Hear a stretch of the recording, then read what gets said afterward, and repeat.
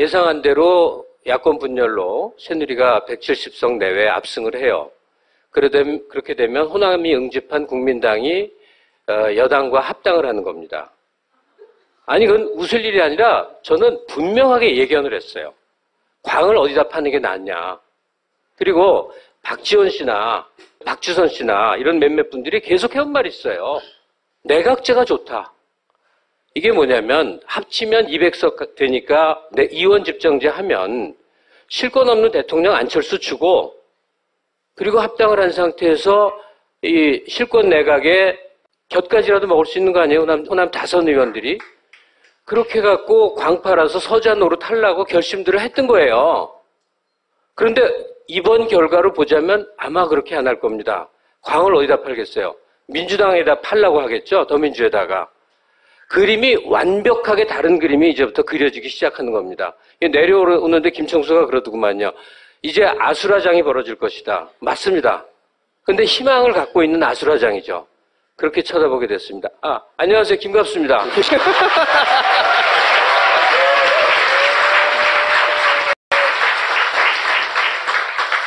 이제 제가 보기에는 앞으로 벌어질 일 몇 가지 중에 하나가 이제 이 호남 민심을 어떻게 해석할 것인가. 이것이 정말 문제에 대한 비토인 것인가, 아니면 회초리 수준인 것인가, 안철수에 대한 적극적인 지지인 것인가, 이런 해석들 많이 나올 것이고, 또 하나가 문재인 은퇴하느냐 마느냐. 이건 이제 보수 언론에서 끊임없이 공격하겠죠. 네. 그것도 나올 것이고. 그리고 말씀하신 저는 개헌 이야기도 꼭 나올 거라고 봐요. 개헌을 던지면 민주당과 그리고 국민당은 갈라지게 돼 있어요. 국민의당은 절대 내각제 개헌에 찬성하지 않을걸요? 왜냐하면 네. 대통령 되고 싶은 사람이 있으니까. 그러니까 지금 바뀌었어요. 네. 그러니까 그래도 던질 거라고 봐요, 저는. 기본적으로. Anyway, 그 중에서 제가 이제 의견을 여쭤보고 싶은 거는 이정규 투기의 1인자, 평론 이정규 투기의 1인자. 사실 TV조선에 유일하게 나가서 나는 친노라고 선언하고 끊임없이 문재인 지지 발언을 하는 유일한 평론가이며 종편에 그렇게 많이 나가는데 욕을 안 먹는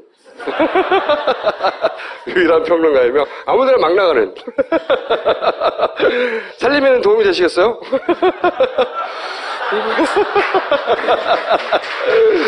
저는 네. 다른 출연자보다 공 하나 정확히 더 받고 나갑니다. 그래요?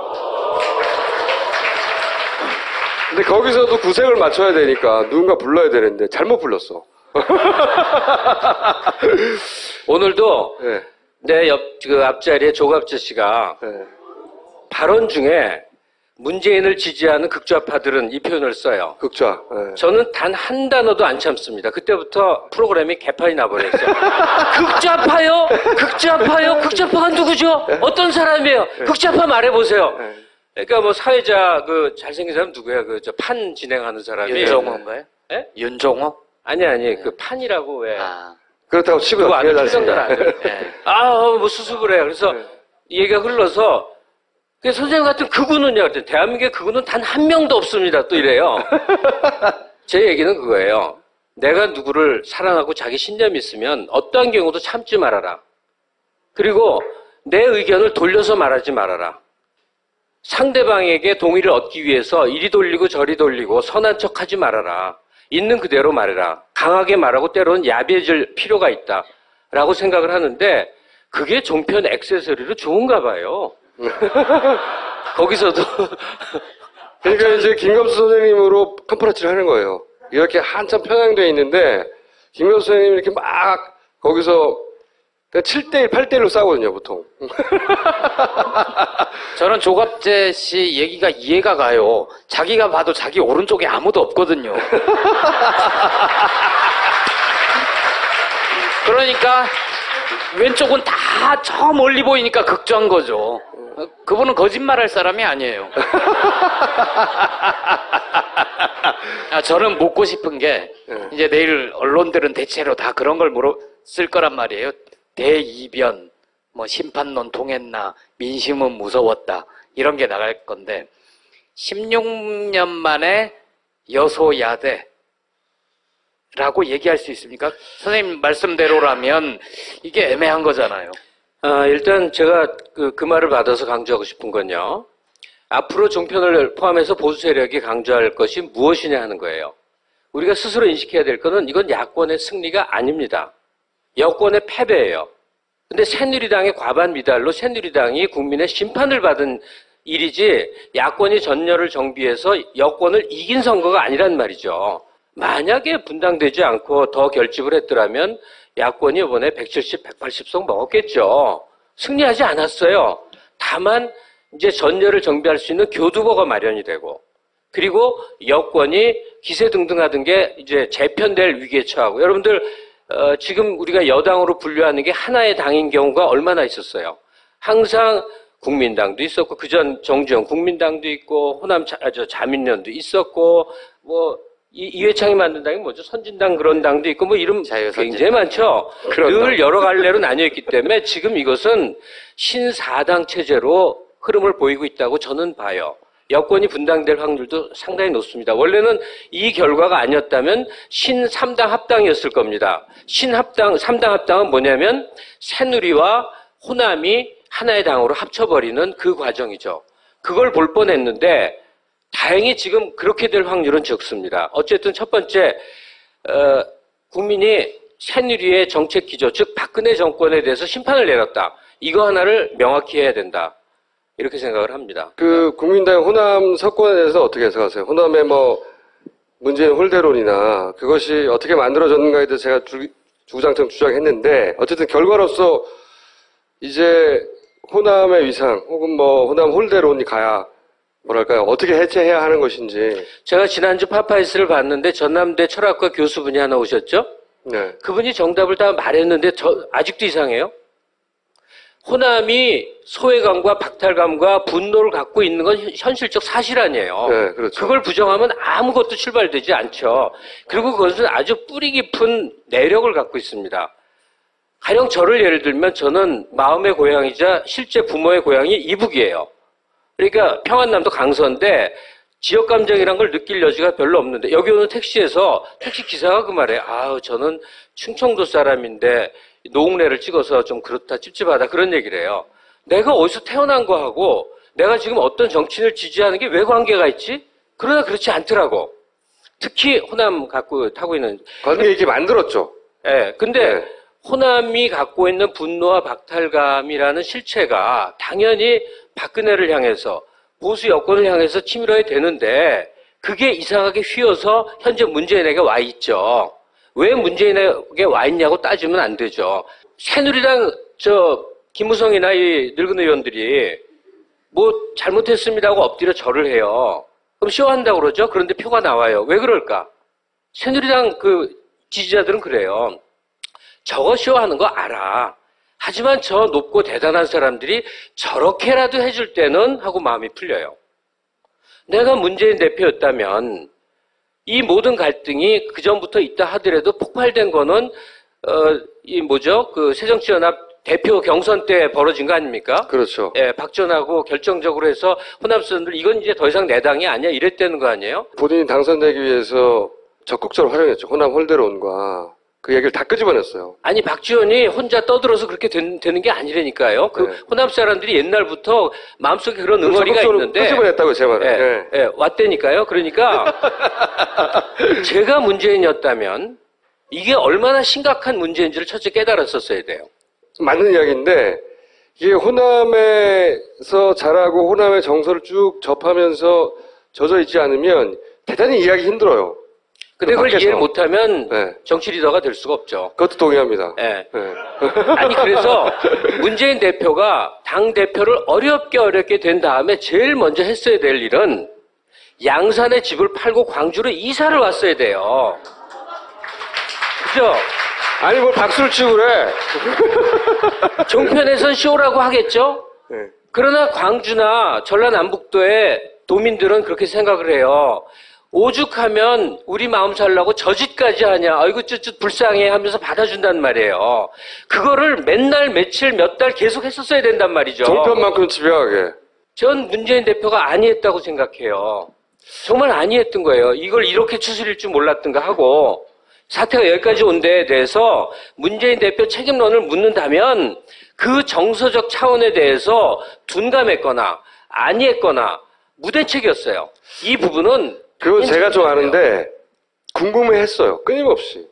근데 잘 이해를 못했어요. 그 양반이 가지고 있는 한계이기도 한데 이게 논리적이고 합리적으로 설명이 안 되는 거야. 그러니까 끊임없이 물었대요. 물었는데 잘 이해를 못한 거예요. 살아야 돼요, 거기 가서. 뭐 부동산 하세요, 거기서? 그거 하나 여쭤볼게요. 네, 조심스러운 가설일 수 있는데 오늘 총선 결과와 이어서 보자면 문재인은 문재인이고 우리는 민주당이 싫다. 더불어민주당이 싫다. 이쪽에서 일당 독재를 해온 거잖아요. 호남에서 사실상 더불어민주당 이어가지고 계속 거기서는 하나만 나왔었고, 근데 이번엔 신상이 생긴 거란 말이에요. 좀 다 투표를 통해서 혼내줄 기회가 생긴 거죠. 활용하고 싶지 않았을까요? 그러니까 무당파들 또는 새누리에 실망한 사람들이 국민당으로 일부 갔을 것이다. 네. 있었겠지만 그 비중은 사실은 직접 선거 전에 들어갔을 때 잘 설득할 대상이지 우리가 집중적으로 공략할 대상은 아니라고 생각해요. 과거 YS가 단기 필마였는데 당을 다 재건해갖고 나중에 대통령까지 먹는 과정을 보면요. 선명성만큼 중요한 게 없습니다. 사람이 확 붙게 되니까 지금 말씀하신 대로 민주당에 뭐 실망을 했다 등등 이런 사람들은 언제 어떤 경우에도 실망을 하고 언제 어떤 경우에도 불평하다가 투표 안 하는 사람들이에요. 그러니까 지금 국민당에 가 있는 주류는 압도적으로 호남 분들이라고 보는 수밖에 없죠. 안철수 대표의 이번 이 총선 과정에서의 모습은 어떻게 평가하십니까? 개인적으로 일단. 뭐 개인적인 게 아니면 어떤 걸 거예요? 종합적도 있고요. 우주적도 있고요. 우주적으로 좀 얘기해 보겠는데 여러분들은 좀 비슷한 분들이 앉아있을 거라고 생각을 해요. 김대중 대통령을 존경하고 노무현 대통령을 사랑하고 그걸 계승한 문재인에게 기대를 걸고 있는 사람들이 다수일 거라고 생각을 해요. 왜 그러죠? 잘생겨서 그래요? 그러는 사람들도 친척이에요? 있어요. 왜 그럴까 한번 생각해 봅시다. 우리가 그분들에게 지지를 보냈고 그분들에게 뜨거운 마음을 담아서 잊지 못해하는 그 모든 것의 배경은 역사가 있어요. 역사의 맥락이 있다니까요. 그 맥락 속에서 자기의 존재들을 자리매김을 했고 투쟁을 했고 고초를 겪었기 때문에 우리가 지지하는 것이지. 그러면 그쪽이 아닌 데 있는 사람들을 들어봅시다. 박찬종, 이인재, 문국현, 그리고 안철수. 이분들은 역사의 맥락이 아니라 그 바깥에서 뜬금없이 대중의 인기를 사서 확 해서 자기 욕망에 의해서 뭐 한 자리 해보려다가 쓰러진 존재들이에요. 안철수 대표는 안 쓰러졌어요, 지금. 쓰러졌죠. 왜냐? 제가 용서하지 않을 거거든요.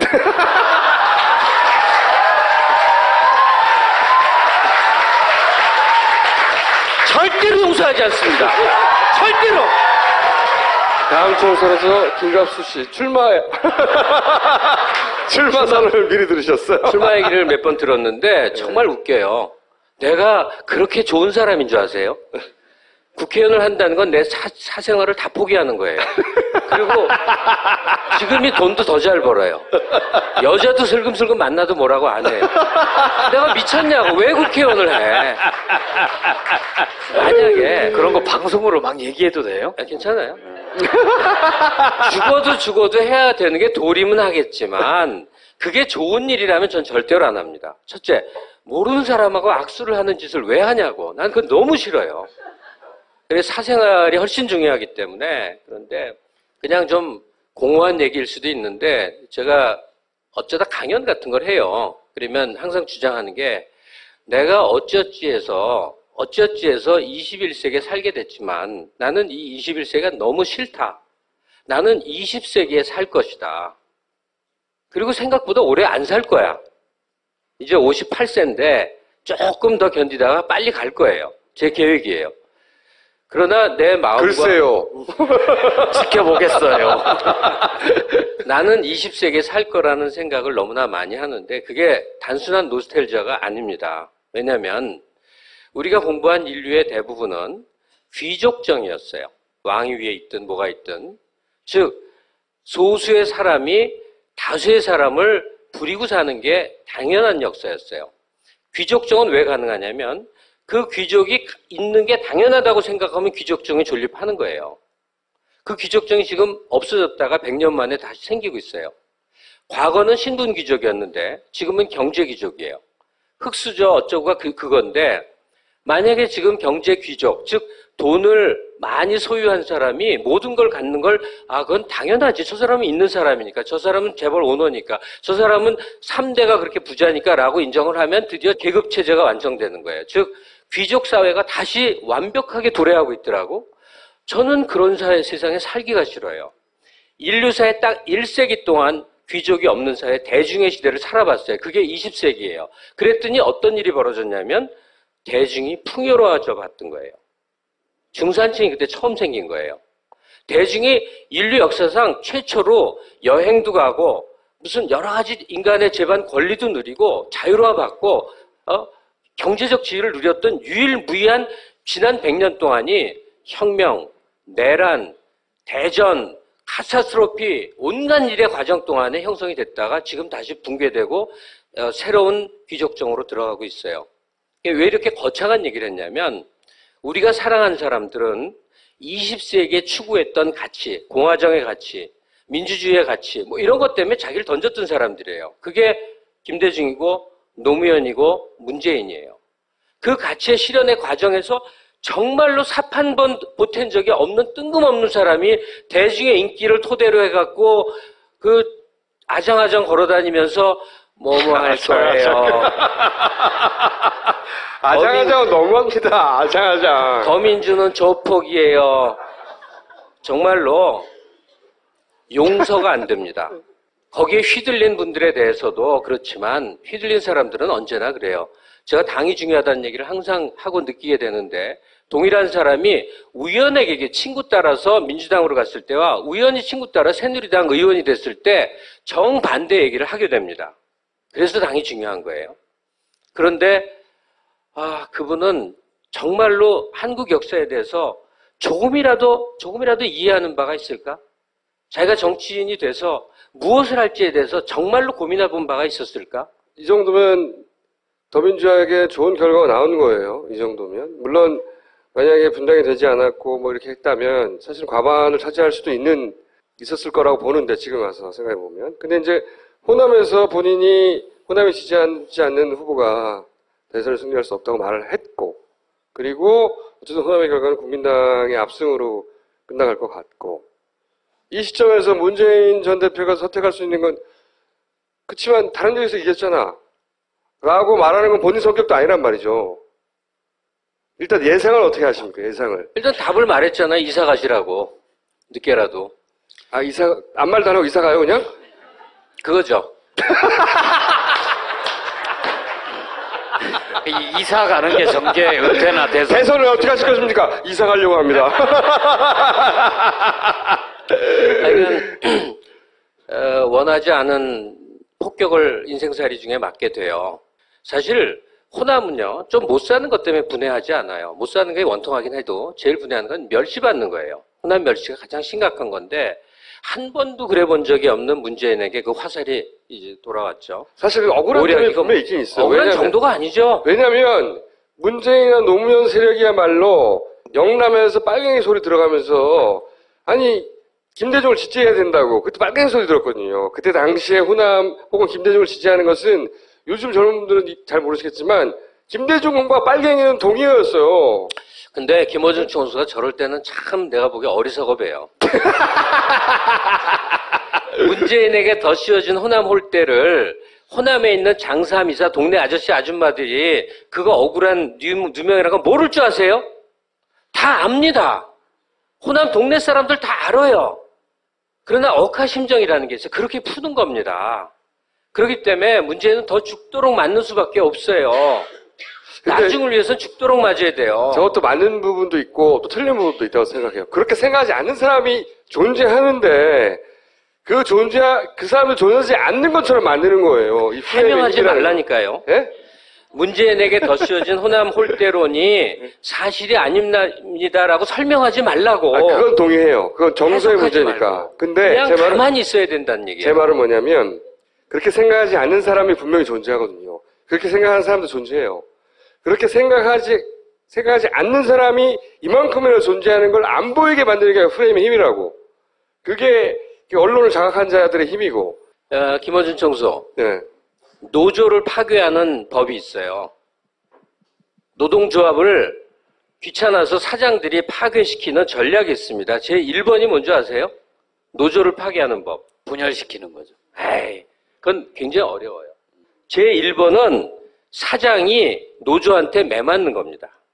직접적으로. 이 드럼통에 넣어서 굴리게 하든지 뭘 던지고 맞게 하든지 흥분한 강성 노조가 이성을 잃고 행동을 해서 그 업주가 죽도록 한번 봉변을 당하면 그 다음엔 대세가 확 바뀌게 돼요.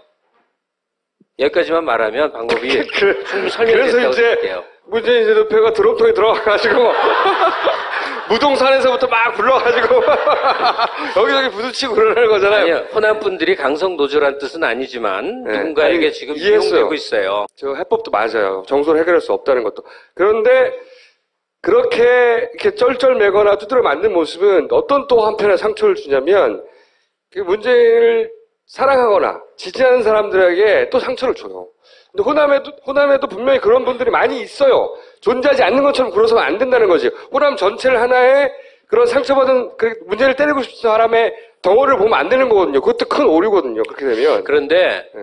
문재인을 지지하는 사람들을 과소평가해서는 안 됩니다.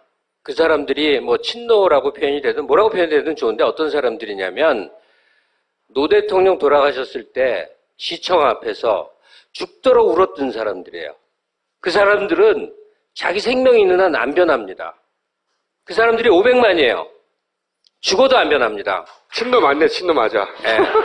선거와 관련해서 자 구도, 인물, 환경 세 가지 봅시다. 이거 지금 결판 났어요. 구도는 야권 분열이에요. 다 망할 줄 알았어요. 인물 봅시다. 여권은 리더가 없는 그러면서 그래서는 안 되는 대통령 선거거든. 박근혜가 대통령 이번 선거에 개입한 것이 아주 치명적인 문제였다고 생각을 해요. 인물 야권은 압도적인 대선 후보 지지율을 가진 자원이 있었어요.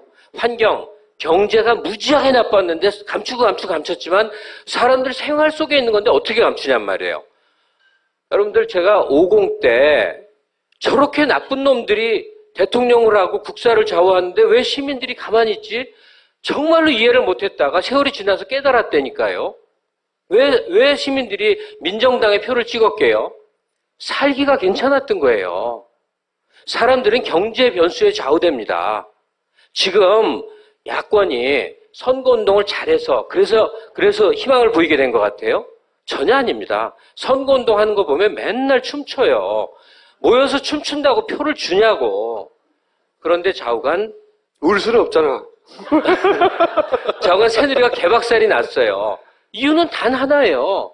살기가 너무 힘든 거예요. 앞으로 희망도 없고 이대로 가면 더 나빠질 것 같은 거예요. 사람들은 본능적으로 알거든. 그 결과물이거든요. 자, 문제는 그 환경 속에 있어요. 경제 앞으로 어떻게 될 것 같죠? 아마 굉장히 더 나빠질 겁니다.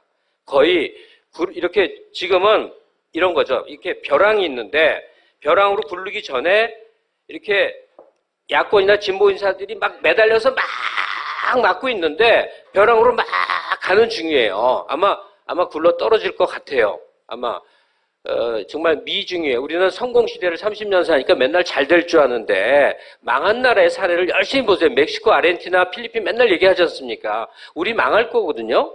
진짜로 망할 거예요. 이미 망했는데 그 여진으로 조금 버티는 거예요. 누가 맞나 봅시다. 우린 이미 망했어요. 문 닫아라!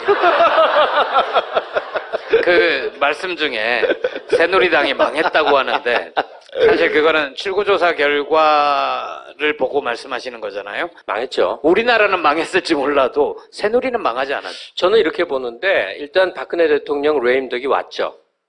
박근혜 대통령이 내리 꼽았는데 그것 때문에 선거 망쳤죠. 그러면 박근혜 대통령 반대쪽에 누가 있죠? 김무성 이 비박들이 존재해요. 비박이 한 덩어리일까요? 혹은 김무성 대표가 지도력을 발휘할 수 있을까요? 거기는 지금 완전히 아수라장에 들어선 거죠. 누가 그걸 수습할까요? 박근혜 대통령이 지금 새누리당을 수습해서 일관되게 끌고 갈 수 있을까요? 그 반대일까요? 거기는 지금은 당분간은 아노미 상태겠죠. 그냥 본론 하고 싶었던 얘기를 바로 끝내도 될까요? 네, 그럼. 네. 그러니까 문제는 저쪽은 신경 쓰지 마시고. 제가 좀 바쁩니다. 여기 저쪽을 봐주세요. 처음에는 이제 박근혜 심판이라는 것을 우리는 떠드는 사람들이 돼야 된다. 이 생각을 좀 많이 했어요. 근데 사람들이 역시 짜릿한 걸로 갑니다. 그러니까 문재인 대 안철수의 쟁패를 종편의 먹잇감으로 삼을 것 같아요. 계속 그 얘기가 나올 겁니다. 맨날 며칠 나올 거예요. 그리고 문재인의 은퇴 얘기에 대해서 분명히 이제 푸시를 하겠죠. 당신 은퇴한다고 하지 않았느냐? 이렇게 할 거예요. 그러니까 제가 보기에는 은퇴를 해야 된다고 믿어요. 그냥 평당원이 되고 정치 일선의 모습을 보이지 않는 거죠. 그러면 뭘 하고 있느냐?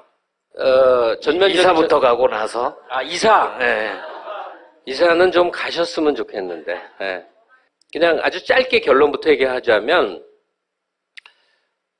다시는 안철수 당과의 합당 과정에서 애쓰는 모습을 보이지 말아달라.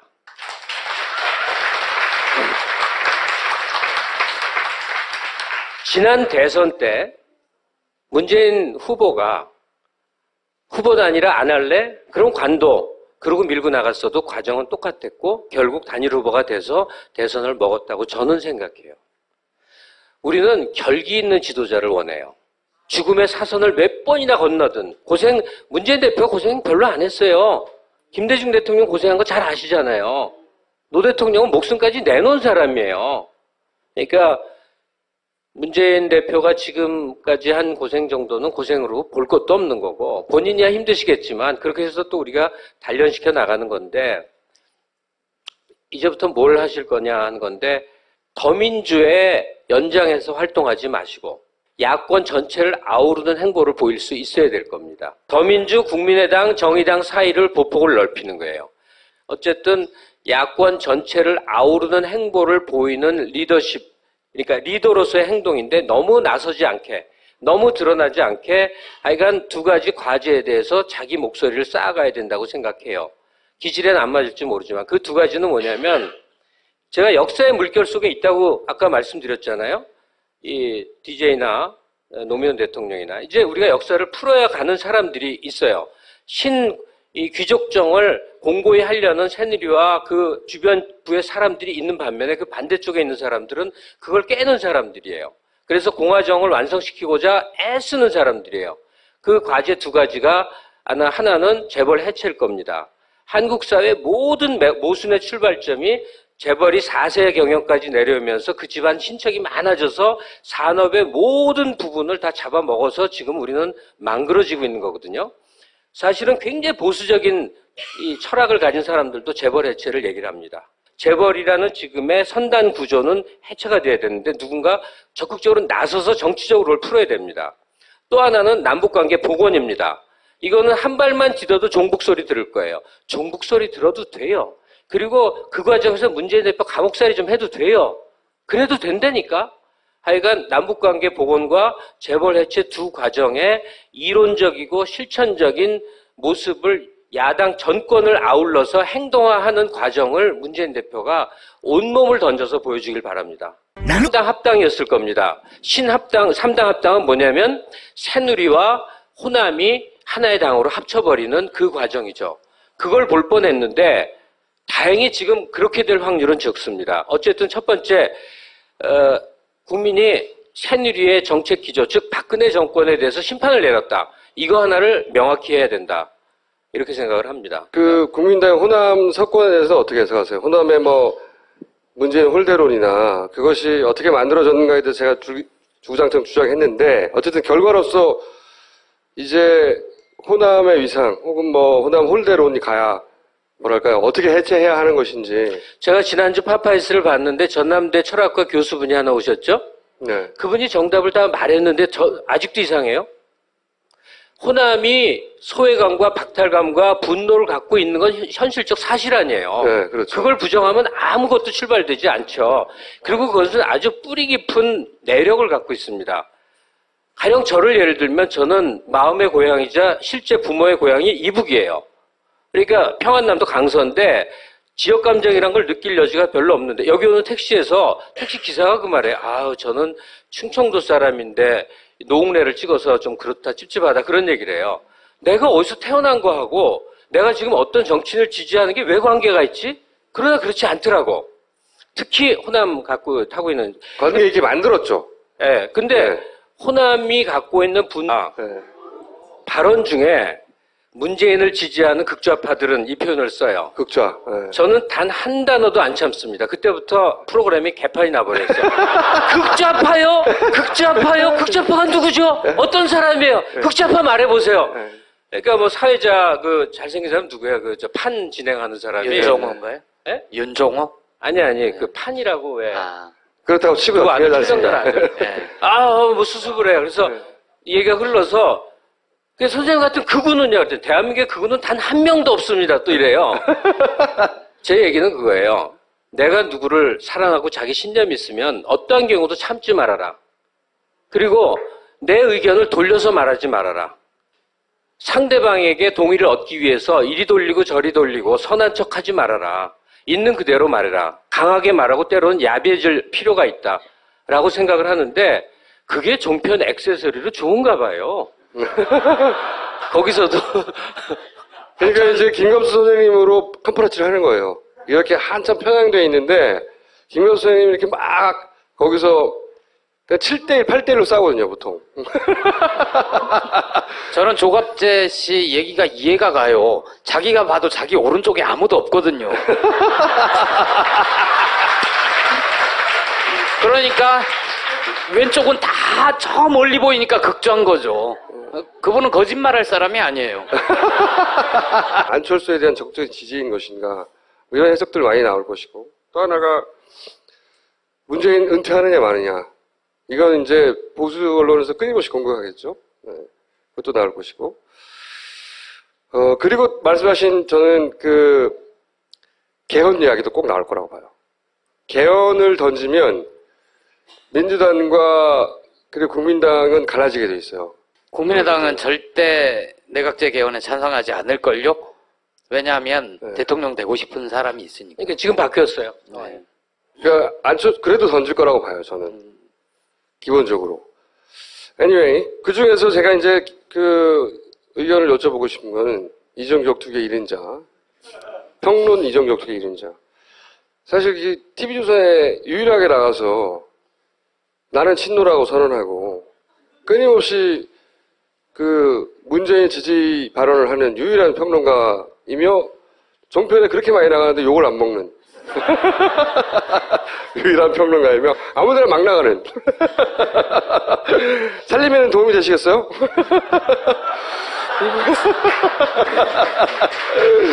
저는 네. 다른 출연자보다 공 하나 정확히 더 받고 나갑니다. 그래요? 근데 거기서도 구색을 맞춰야 되니까 누군가 불러야 되는데 잘못 불렀어. 오늘도 네. 내 그 앞자리에 조갑재 씨가 예상한 대로 야권 분열로 새누리가 170석 내외 압승을 해요. 그렇게 되면 호남이 응집한 국민당이 여당과 합당을 하는 겁니다. 아니 그건 웃을 일이 아니라 저는 분명하게 예견을 했어요. 광을 어디다 파는 게 낫냐. 그리고 박지원 씨나 박주선 씨나 이런 몇몇 분들이 계속 해온 말이 있어요. 내각제가 좋다. 이게 뭐냐면 합치면 200석 되니까 이원 집정제 하면 실권 없는 대통령 안철수 주고 그리고 합당을 한 상태에서 이 실권 내각에 곁가지라도 먹을 수 있는 거 아니에요? 호남 다선 의원들이. 그렇게 해갖고 광 팔아서 서자 노릇 하려고 결심들을 했던 거예요. 그런데 이번 결과로 보자면 아마 그렇게 안 할 겁니다. 광을 어디다 팔겠어요? 민주당에다 팔라고 하겠죠? 더민주에다가. 그림이 완벽하게 다른 그림이 이제부터 그려지기 시작하는 겁니다. 내려오는데 김청수가 그러더구만요. 이제 아수라장이 벌어질 것이다. 맞습니다.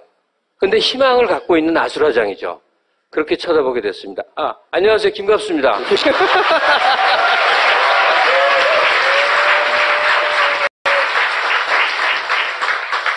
이제 제가 보기엔 앞으로 벌어질 일 몇 가지 중에 하나가 이제 이 호남 민심을 어떻게 해석할 것인가. 이것이 정말 그 문제에 대한 비토인 것인가, 아니면 회초리 수준인 것인가. 저는 묻고 싶은 게 네. 이제 내일 언론들은 대체로 다 그런 걸 쓸 거란 말이에요. 대이변, 뭐 심판론 통했나, 민심은 무서웠다, 이런 게 나갈 건데 16년 만에 여소야대라고 얘기할 수 있습니까? 선생님 말씀대로라면 이게 애매한 거잖아요. 일단 제가 그 말을 받아서 강조하고 싶은 건요. 앞으로 종편을 포함해서 보수 세력이 강조할 것이 무엇이냐 하는 거예요. 우리가 스스로 인식해야 될 것은 이건 야권의 승리가 아닙니다. 여권의 패배예요. 근데 새누리당의 과반 미달로 새누리당이 국민의 심판을 받은 일이지 야권이 전열을 정비해서 여권을 이긴 선거가 아니란 말이죠. 만약에 분당되지 않고 더 결집을 했더라면 야권이 이번에 170, 180석 먹었겠죠. 승리하지 않았어요. 다만 이제 전열을 정비할 수 있는 교두보가 마련이 되고, 그리고 여권이 기세등등하던 게 이제 재편될 위기에 처하고. 여러분들 지금 우리가 여당으로 분류하는 게 하나의 당인 경우가 얼마나 있었어요. 항상 국민당도 있었고, 그전 정주영 국민당도 있고, 호남 자민련도 있었고, 뭐 이회창이 만든 당이 뭐죠? 선진당 그런 당도 있고, 뭐 이름 굉장히 많죠. 늘 여러 갈래로 나뉘어 있기 때문에 지금 이것은 신사당 체제로 흐름을 보이고 있다고 저는 봐요. 여권이 분당될 확률도 상당히 높습니다. 원래는 이 결과가 아니었다면 신삼